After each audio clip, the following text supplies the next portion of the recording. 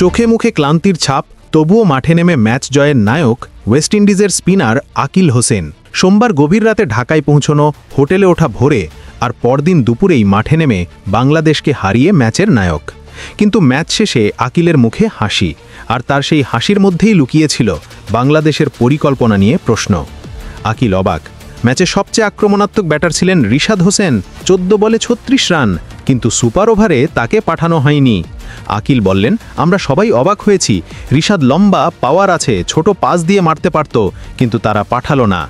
সৌম্য সরকার অবশ্য দায় এড়িয়ে বলেছেন, এটা নাকি কোচ আর অধিনায়কের সিদ্ধান্ত, কারণ সুপার ওভারে বোলিং করছিলেন বাহাতি আকিল, তাই পাঠানো হয়েছিল বাহাতি নাজমুল হোসেন শান্তকে।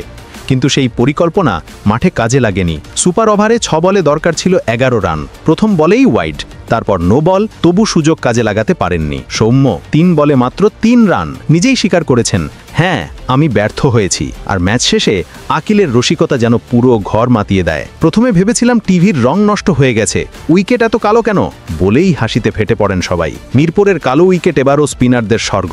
50 ওভারের সব বল স্পিনারদের হাতে, আর তার পুরোটাই কাজে লাগিয়েছে ওয়েস্ট ইন্ডিজ। কিন্তু আকিলের ভাষায়, আমি চাই ব্যাট আর বলের মধ্যে সমান লড়াই হোক। তবে প্রশ্ন রয়ে যায়, রিশাদকে না পাঠানোর সিদ্ধান্তটা কি কৌশলগত ভুল ছিল, নাকি মিরপুরের উইকেটই সব গোবলেট পাকিয়েছে? কমেন্টে লিখে জানিয়ে দিন আপনার মতামত। ক্রিকেটের সব খবর আপডেট পেতে সাবস্ক্রাইব করুন বাংলার ক্রিকেট।